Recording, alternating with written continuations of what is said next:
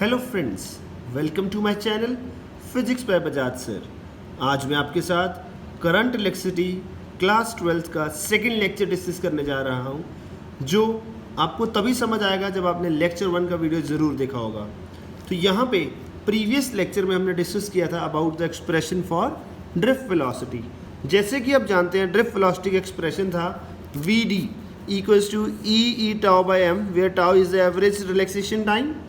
और इसी electric field को जब हमने पोटेंशियल डिफरेंस की फॉर्म में लिखा तो it was E V by L, right.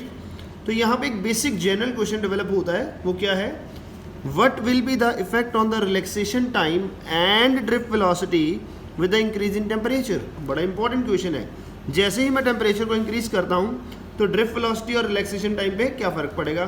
तो ध्यान से सुनिएगा, जैसे ही टेम्परेचर इंक्रीज करेंगे इलेक्ट्रॉन्स जो होंगे बहुत तेज भागना शुरू कर देंगे, और जब तेज भागेंगे तो बहुत जल्दी जल्दी एक दूसरे से टकराना शुरू कर देंगे।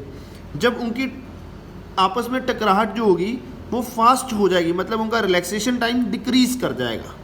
जैसे ही कोलिजन इंक्रीज करेंगे उनका रिलैक्सेशन टाइम डिक्रीज कर जाएगा, और रिलैक्सेशन टाइम अगर डिक्रीज करता है तो ड्रिफ्ट वेलोसिटी भी डिक्रीज करेगा ही करेगा फ्रॉम दिस रिलेशन।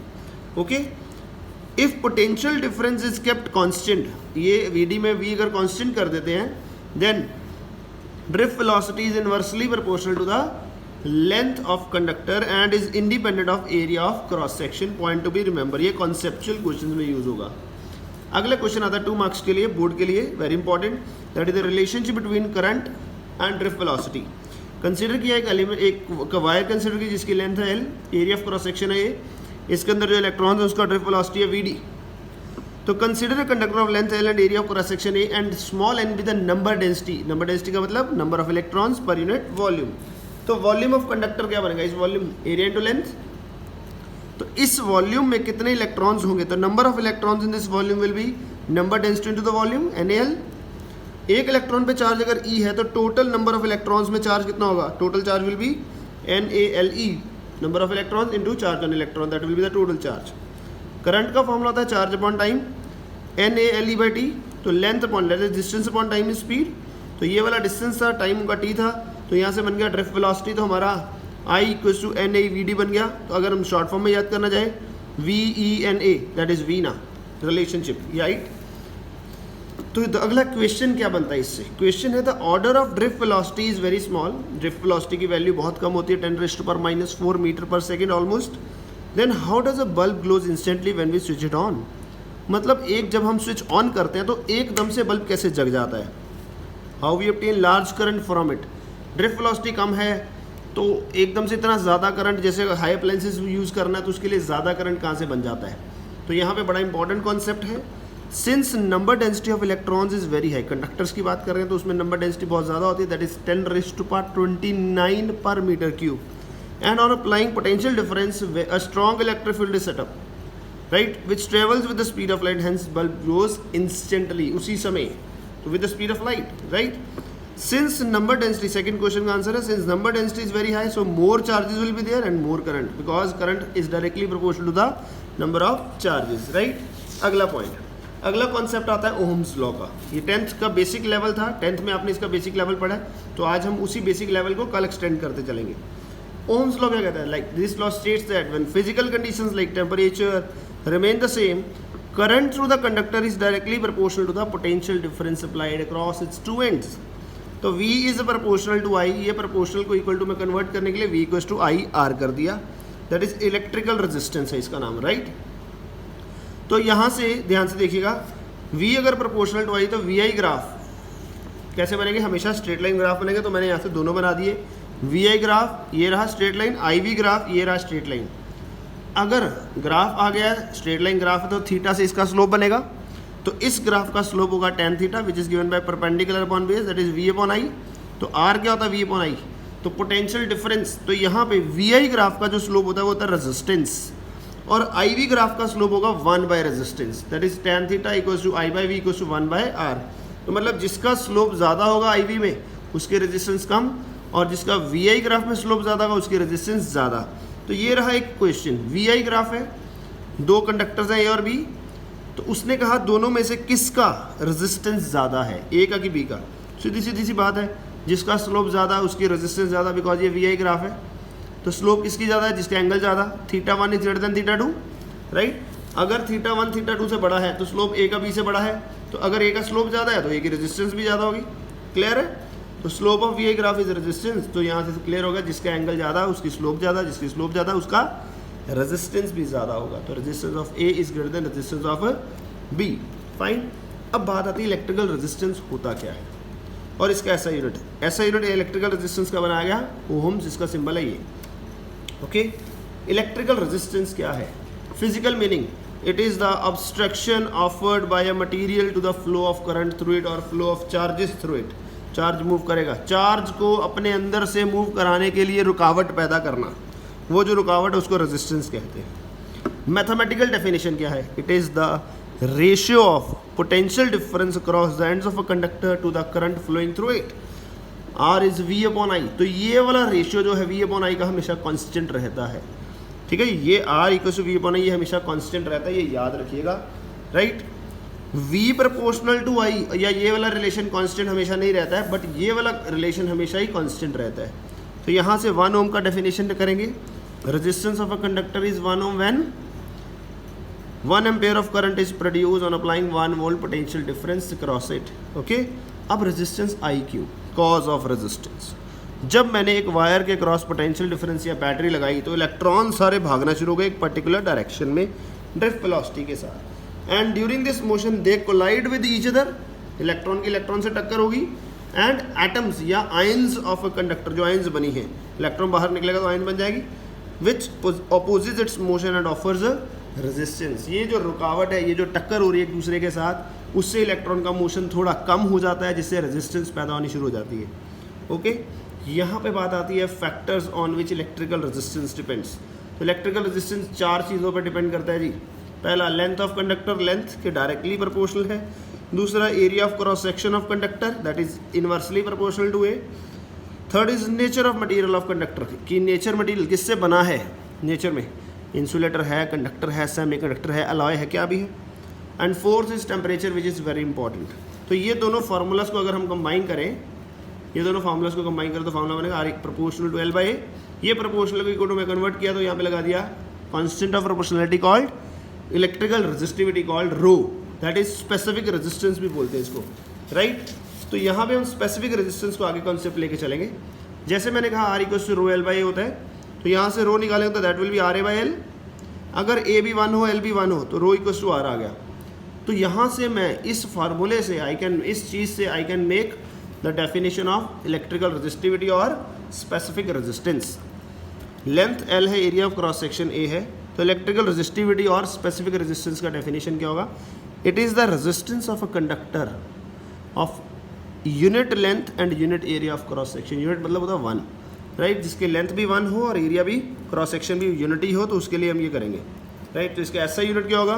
देखिए, ऊपर रेजिस्टेंस का ohm, metre square over metre, 1 metre square से मीटर कर गया तो क्या बन गया? Ohm metre, right. तो ये 4 आगे मैं बेसिक फार्मूलाज दे रहा हूँ आपको।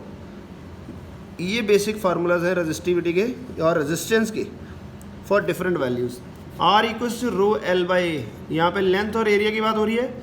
अगर वही area R is the radius, area अगर सर्कुलर अगर क्रॉस सेक्शन है, अगर ये वायर ऐसी है, सर्कुलर क्रॉस सेक्शन है, तो आर उसका रेडियस आ गया और डी उसका डायमीटर हो गया। तो in terms of radius and in terms of diameter भी मेंशन कर दिया। क्लियर है? ओके जी। अभी क्वेश्चन आता है। जैसे ये क्वेश्चन है, ये कंडक्टर है, क्यूबिकल शेप में है, इधर से वायर जुड़ी है और इधर से वायर निकल रही है, ठीक है जी, 1 से आ रही है और 3 से जा रही है। तो उसने कहा ये एक क्यूबॉइड है जिसका लेंथ है, ब्रेड्थ और हाइट है, लेंथ, ब्रेड्थ और हाइट है। तो उसने कहा इस एंड के क्रॉस 1 और 3 एंड के क्रॉस टोटल रेजिस्टेंस कितना होगा? तो रेजिस्टेंस होता है R equal to rho L by 1 और 3 के क्रॉस कितना होगा जी? तो लेंथ, रो लेंथ होगी यहाँ से लेकर यहाँ तक वाली लेंथ, तो that will be equal to the height, ये वाली लेंथ आ गई।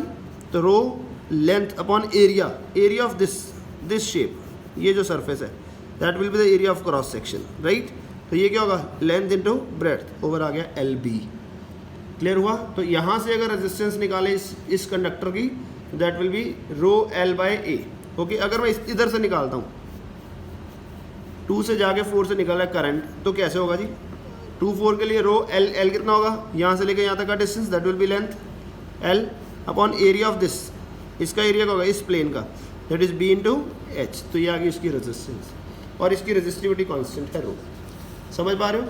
अगर मेरे पास कंडक्टर ऐसा है, that is a hollow cylinder, अगर हॉलो सिलेंडर है जिसका इनर रेडियस है R1 और आउटर रेडियस है R2, इनर है R1 आउटर है R2 और इस एरिया में से करंट जा रहा है, तो एरिया ऑफ क्रॉस सेक्शन होगा बिल्कुल ऐसा जिसमें से करंट निकल रहा है, ये तो हॉलो का अंदर से, ये वाला एरिया ऑफ क्रॉस सेक्शन है और ये रही लेंथ ऑफ कंडक्टर। तो आर क्या आएगा, ए बी के क्रॉस, ये पॉइंट ए है, ये पॉइंट बी है, ये ए है, ये बी है, तो rho L upon area of cross section pi, ये वाला एरिया ऑफ क्रॉस सेक्शन, ये वाला जो शेडेड पोर्शन है, तो पाई R2 square minus R1 square, right, 2 circles का माइनस करके।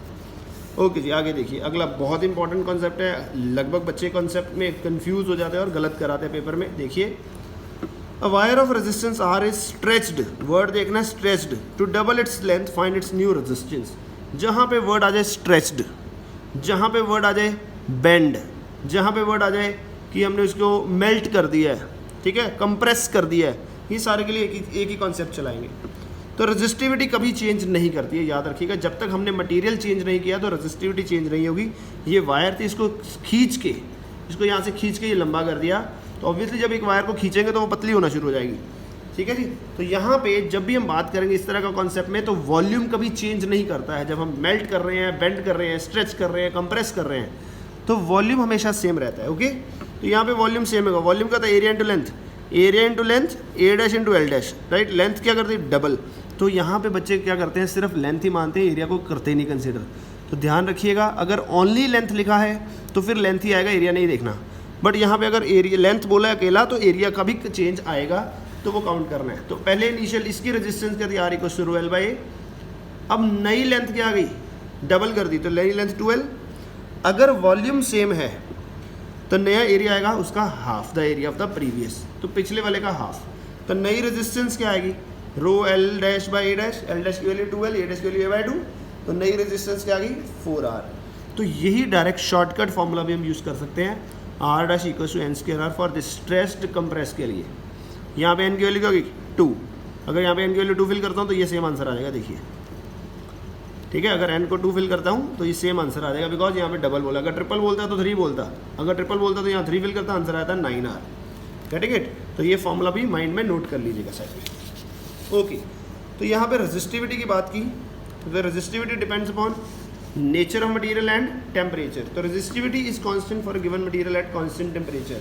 जब तक टेम्परेचर चेंज नहीं करते एक कांस्टेंट मटेरियल के लिए, एक मटेरियल के लिए रेजिस्टिविटी हमेशा कांस्टेंट रहती है। लाइक कॉपर की वायर है, छोटी है या बड़ी है, तो वो कॉपर की रहेगी, तो उसकी रेजिस्टिविटी भी सेम रहेगी। Okay, R equal to rho L by A, इसको एल से मल्टीप्लाई किया, एल से डिवाइड किया अपनी मर्जी से। तो यहाँ पे अगर rho L square by A L क्या होता है, वॉल्यूम। अगर वॉल्यूम सेम है तो रेजिस्टिविटी या resistance is directly proportional to L square हो जाएगा at constant volume. Okay, if the length of wire, question है, if the length of wire is increases by 10%, find percentage increase in its resistance. ठीक है जी, यहाँ पे रो L by ए लगाया, new length क्या है 10% इंक्रीज किया, तो it is L plus 10% of L, that is 11/10, 110/100 आना था, 0 से 0 कट गया, तो 11/10L।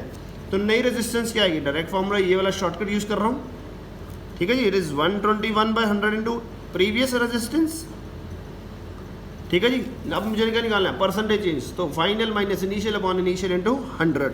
ये इसको सॉल्व किया तो आंसर इज 21%। लगभग यहाँ पे हर बच्चा गलत करके आता है, आंसर 20% निकाल के आएगा। तो मैंने लिख दिया, स्ट्रेच हो, कंप्रेस हो, बीटन किया हो, तो वॉल्यूम हमेशा सेम रहता है। डायरेक्टली फॉर्मूला ये वाला भी यूज़ कर सकते हैं। ओके, तो लास्ट से पहले एक और क्वेश्चन देख लीजिए। A wire of resistance 100 ohm is compressed to half its length. Compress कर दिया हाफ इट्स लेंथ का, मतलब एन की वैल्यू क्या लूँगा 1/2, फाइंड इट्स न्यू रेजिस्टेंस। तो यहाँ पे 100 था, एन की वैल्यू 2 लेके 1/2 लेके हाफ किया ना, 1/2 लेके नीचे आ गया 4, तो आंसर आएगा 25।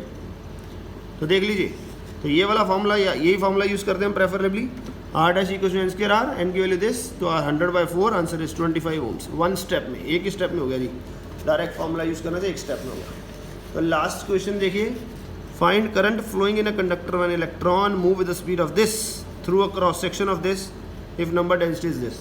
तो I equal to N V D का डायरेक्ट फॉर्मूला यूज़ करेंगे, एन दिया हुआ है, नंबर डेंसिटी, एरिया दिया है, इलेक्ट्रॉन ई की वैल्यू हमें पता है और स्पीड भी हमें गिवन है। तो on solving we get 1.36 ampere of current is flowing. तो ये ड्रिफ्ट वेलोसिटी वाला फॉर्मूला यूज़ कर लिया जो आज रिलेशन निकाला हमने, right. I hope you all have like this video. अगर आपको कोई डाउट हो तो प्लीज़ कमेंट सेक्शन में मेंशन करिए। Thanks for watching, god bless you.